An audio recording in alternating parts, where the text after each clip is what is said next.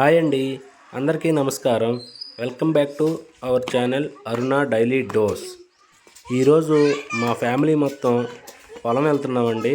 ఆ పొలంలో ఉండే ప్రకృతి అందాలు, రైతులు ఎంత కష్టపడతారో ఏంటో కొద్దిగా వివరించడానికి మీకు ట్రై చేస్తాను.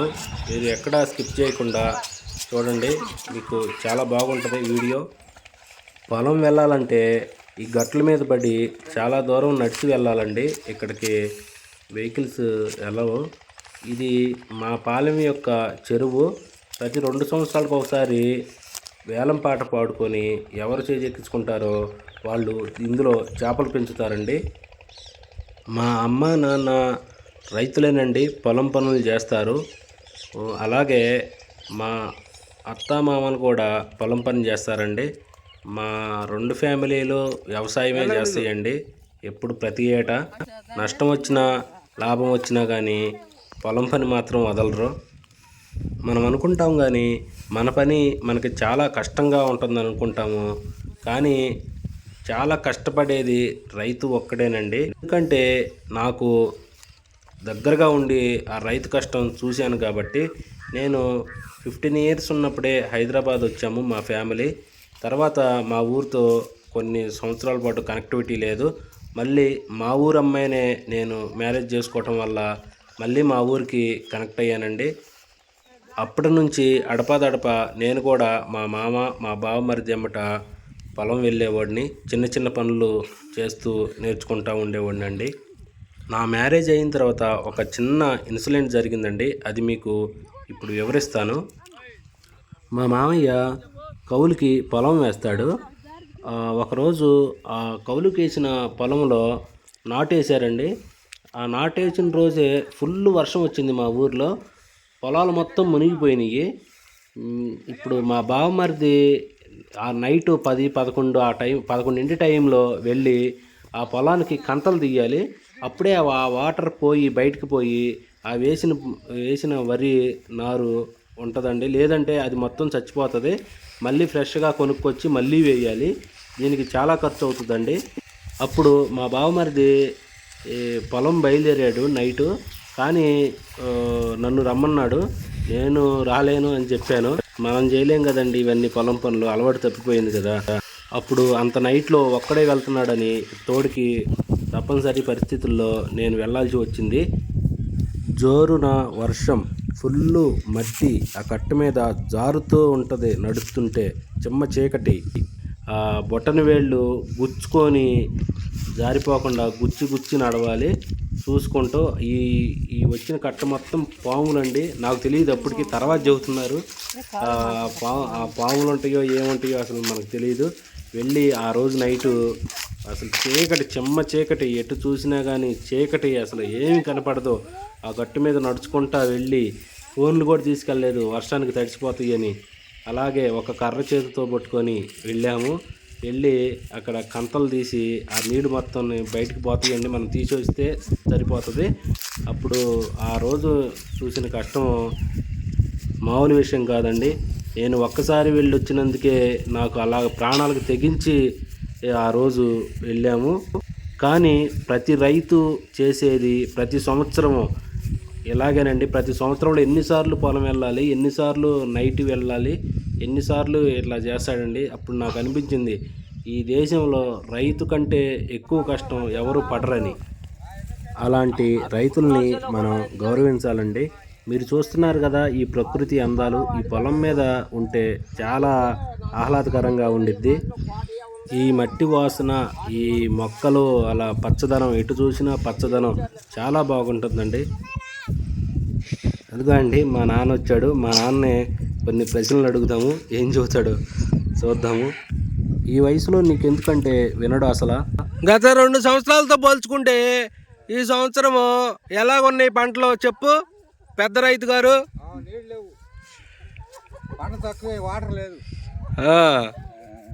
మరి వాటర్ లేకపోయినా కొద్దిగా బాగానే పండింది అంటున్నారు. ఎలా పెట్టారు? 3 కిలోమీటర్లు చేసాం. ట్యూబులు వేసారా? సరే. ఇప్పుడు మా అమ్మని మాట్లాడిద్దామండి. పోయిన సంవత్సరానికి ఈ సంవత్సరానికి ఎలాగున్నాయి పంటలు? పోయిన సంవత్సరానికి ఈ సంవత్సరానికి తెలవటానికి ఆ, పోయిన సంవత్సరం మొక్కజొన్న వేసింది. ఆ, ఇది పెసర కదా, అర్థం కాదు. ఉమ్. కానీ నీళ్లు బాగా అందుతున్నాయా? ఇంజిన్లు పెట్టి ఆ, అందించుకోవటమే మనకి, కాలువల నుంచి ఏమి రావట్లేదు. రావటంలా. ఆ, పోయిన సంవత్సరం ఈ ఏరియా మొత్తము మొక్కజొన్న వేసారండి. ఈ సంవత్సరము పెసర వేస్తున్నారు. పెసర కొన్ని చోట్లేమో మినుము, రెండు సేమ్ ఉంటాయి, ఒకలాగే ఉంటాయండి పంటలు. వీటికి కూడా నీళ్లు అందట్లేదు, ట్యూబులు పెట్టుకోవాలి అని చెప్తున్నారు.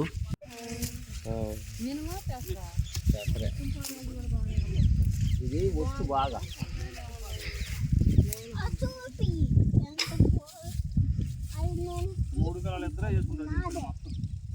శరణ్య, పొలం అంత దూరం నుంచి నడుచుకుంటూ వచ్చావు, ఎలాగుంది నీకు? ఇటు తిరుగు. కాళ్ళు నొప్పులు పడుతున్నాయా? పొలం పని వచ్చా నీకు? మరి ఎందుకు వచ్చా పొలము? చూస్తానికి వచ్చావా? నేర్చుకోవాలి అప్పుడప్పుడు. ఇది ఎవరిది ఈ పొలం? శాస్త్రా, ఇప్పుడు నువ్వురా. పొలం అంత దూరం నుంచి నడుచుకుంటానే వచ్చావా నువ్వు? కాళ్ళు నొప్పులు పడుతున్నాయా? పడతలేదా? నీకు పొలం పని వచ్చా? రాదా? నేర్చుకుంటావా? నేర్పిస్తే ఇది పెసర పీకుతావా? పెరిగిన తర్వాత పీకాలి, ఓకేనా? ఇంకేమేమి వచ్చు నీకు పొలం పని?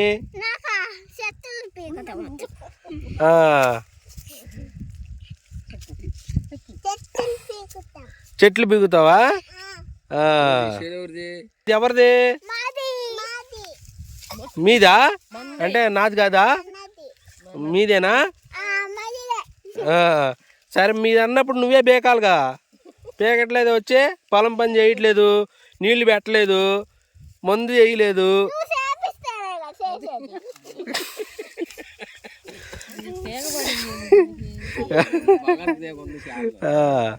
శాస్త్రా, ఇంకా మరి మళ్ళీ మినుము పీకుడికి వచ్చేదానికి వచ్చి నువ్వు పీకుతావా? ఇది మొత్తం బాగా చెయ్యాలి పని. ఇప్పుడు కలుపు తీయాలి, తీస్తావా? తీయి. అదే పీకాక పైన.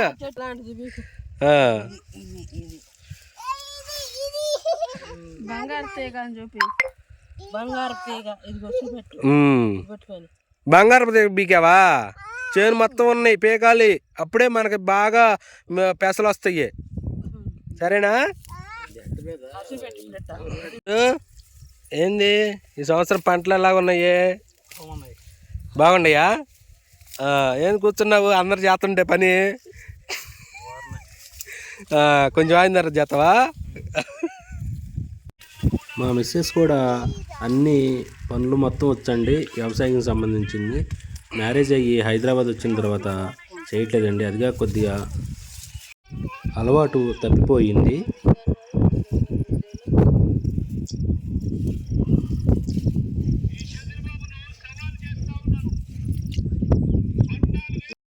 చూశారు కదండి, ఎటు చూసినా పచ్చదనమేనండి. ఇది మొత్తం పెసర, మినుము, ఇంకా కుప్పలు కూడా కొట్టలేదు. అంటే వరి వేసి కుప్పలు వేస్తారండి, ఆ కుప్పలో ఇంకా కొట్టలేదు. ఇది ముందు మినుము అయిపోయిన తర్వాత కుప్పలు కొడతారండి. మీకు కూడా వ్యవసాయం తెలిస్తే కామెంట్ చేయండి, లైక్ చేయండి. వ్యవసాయం చేయటం చాలా కష్టం అండి, కానీ ఆ రైతులు లేకపోతే మన దేశం ఉండదు. అది గుర్తుపెట్టుకొని మనం రైతుల్ని చాలా గౌరవించాలి. పెద్ద రైతు అండి ఇతను, దాదాపు 3 ఎకరాలు చేస్తాడు సంవత్సరము. కానీ అంత దూరం నుంచి రాలేక, అయినా కానీ రాలేకపోయిన పరిస్థితుల్లో కూడా వచ్చి కష్టపడతా ఉంటాడు. 4 క్వశ్చన్లు అడుగుదాము. ఈ సంవత్సరం పంట ఎలాగో? ఫస్ట్ పంట ఎలాగుంది నానా? ఏదో కొంచెం మాదిరిగా నీళ్లు వరి ఎలా పండింది? పర్వాలేదు, ఖర్చులు వస్తాయా? రెండో పంట పెసర వేసారా? ఓకే. మందులు ఎన్ని చల్లారా? మందులు బాగానే ఉన్నాయి, అన్ని నీళ్ళే అందట్లేదు, నీళ్ళు అందట్లేదు. ఇంకో తడిపితే బాగా అయ్యిద్ది. హాయ్ అండి, మా అమ్మగారు మా నాన్నగారు అండి, వీళ్ళు చిన్నప్పటి నుంచి పొలం పనులే చేస్తారు, వ్యవసాయం చేస్తారు. నేను కూడా 15 సంవత్సరాల దాకా వ్యవసాయం చేశానండి. ఏదో జాబ్ వచ్చి హైదరాబాద్ వచ్చాను. అప్పుడప్పుడు ఖాళీ వీలు కుదిరినప్పుడల్లా నేను పొలం వచ్చి చిన్న చిన్న పనులకి సహాయపడతా ఉంటాను. నీకు ఈ వ్యవసాయం చేస్తున్నందువల్ల ఏమన్నా హ్యాపీగా ఉన్నావా, లేకపోతే హైదరాబాద్ జాబులు చేసేవాళ్ళు అంటేనే బాగుంటుందా నీకు? ఏమమ్మీ, హ్యాపీగానే ఉండిద్ది. వ్యవసాయం చేయడం వల్ల హ్యాపీగానే ఉంటుందా? పొలం వస్తాం వల్ల ఆరోగ్యంగా ఉండిద్ది. మాకు జనంలో పని చేస్తుంటే హ్యాపీగా ఉండిద్ది. అందరం కలిసిమెలిసి సంతోషంగా ఉంటాము, పాటలు పాడుకుంటాము, హాయిగా ఉండిద్ది. పొలం పనులు చేసినాకే కొంచెం ఆరోగ్యంగా తేలిగ్గా ఉంది. పొలం పనులు చేసుకుంటూ ఆడుతూ పాడుతూ చేసుకుంటుంటే మాకు అలసట ఉండదు. ఒక మంచి పాట పాడు. జాబిలమ్మ నీకు అంత కోపమా, జాజి పూల మీద జాలి చూపుమా, నీ వెండి వెన్నెల్లే వెండల్లే మండితే అల్లాడిపోదరే ఆపుమా, సిగురు పెదవి పైన సిరి నవ్వే చేరాలనుకున్నా, చెలియ మనసులోనే సిరిమూవై ఆడాలనుకున్నా, ఉన్న మాట చెప్పలేని గుండెలో విన్నపాలు వినపడలేదా, ఆరతించి సోగతించి కళ్ళలో ప్రేమ కాంతి కనపడలేదా. సూపర్ గా పాడావు, వెరీ గుడ్, సూపర్ పాట. ఇంకేమన్నా పాటలు వచ్చా? వచ్చు కానీ తర్వాత పాడతావు. తర్వాత పాడతాను. దీపం సర్వసమూహం దీపేన సాసదే సర్వం దీపలక్ష్మీ నమోస్తుతే. అయిపోయింది. బాకీలన్నీ తీరిపోయి బాగా చేలు పండి బాగా పంట బాగా పండి బాకీలన్నీ తీరిపోవాలి స్వామి. దండం పెట్టుకోండి.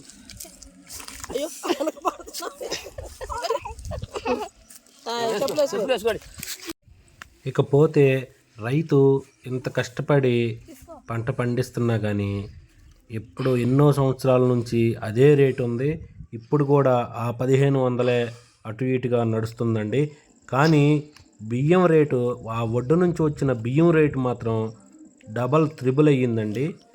ఒక బస్తా ఒడ్డు 1500 అయితే దాని నుంచి 2 టిక్కీలు 25 కేజీల టిక్కీలు బియ్యం వస్తాయి. 25 కేజీల టిక్కీల బియ్యము 3200, ఇప్పుడున్న రేటు ప్రకారం 3200 ఉంది. దీనంతటికి కారణం మనము మధ్యలో బ్రోకర్లు, దళారులండి. వాళ్ళ ఒడ్డు రేటుని అలాగే ఉంచుతారు, కానీ వాళ్ళు పైకి ఎగుమతి చేసేటప్పుడు ఎక్కువ రేటుకి అమ్ముకుంటారండి. ఒకళ్ళ చేతులు ఒకటి మారే తలకి 3200 బియ్యం రేటు అయ్యిందండి ఒక బస్తాకి. కానీ రైతుకు వచ్చేది 1500. ఈ పద్ధతి మారాలంటే ప్రజలందరూ రైతుల దగ్గరికే వెళ్ళి వడ్డు కొనుక్కొని బియ్యం వేసుకునే విధానం రావాలి.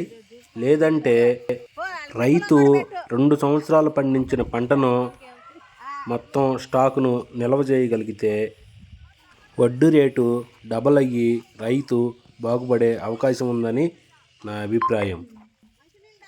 2 సంవత్సరాలు స్టాక్ చేయగలిగే శక్తి రైతుకుంటే రైతు ఎప్పుడో బాగుపడిపోయేవాడు. ఒక్క పూట గడవటానికే రైతు చాలా కష్టపడతాడు. అందుకనే సంవత్సరాలు మారుతున్నా కానీ రైతు పరిస్థితి ఏమాత్రం మారటలేదు, ఇంకా దిగజారిపోతుంది. ఇదంతా మనం ఆలోచించి రైతుల్ని ఆదుకోవాలని కోరుకుంటున్నాను. ఇది మాగాడి నుంచి మెట్ట పొలానికి వచ్చామండి. ఇది మిరపకాయ తోట.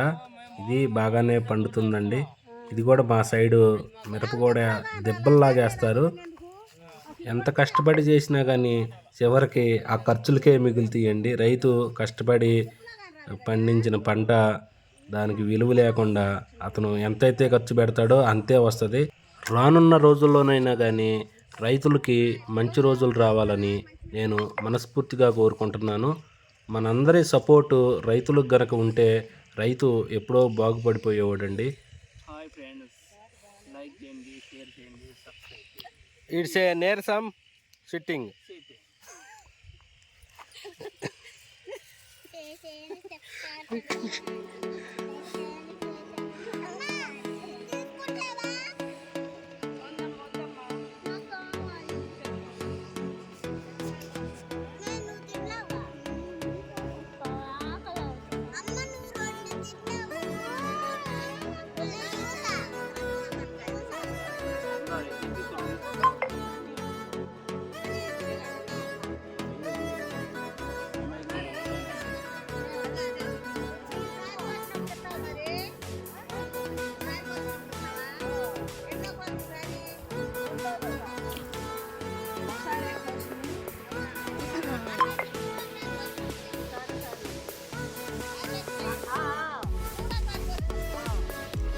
కాయలు బాగున్నాయి తీసుకో.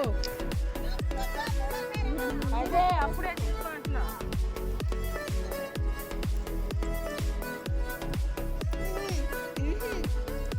ఈసారి పచ్చికాయలు లేనప్పుడు కూరగాయలు చేయమా. పెరుగు చేసి ఆడ పెట్టితే పులుతాయి కదా, అవి ఆకులు వేసి.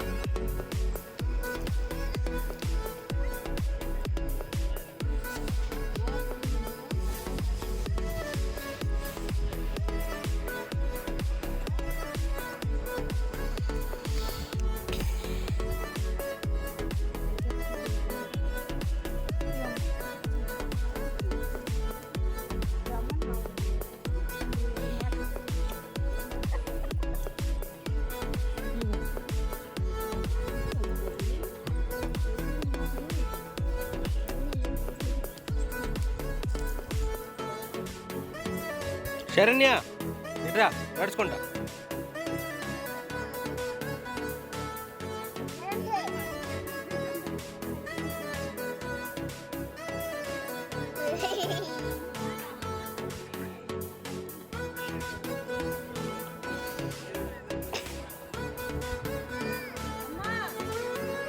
పిండి చేయమని నా పిల్ల మట్లాగిన సోలికి వీళ్ళు ఎవరు చేయలేమండి.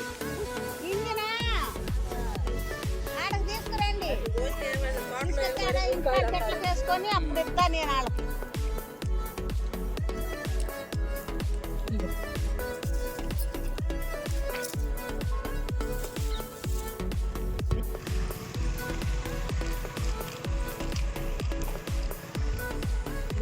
ఛానల్ మీకు నచ్చితే లైక్ చేయండి, ఈ ఛానల్ మీకు నచ్చితే లైక్ చేయండి, షేర్ చేయండి, షేర్ చేయండి, సబ్స్క్రైబ్ చేయండి, సబ్స్క్రైబ్ చేయండి, కామెంట్ చేయండి. కామెంట్ చేయండి.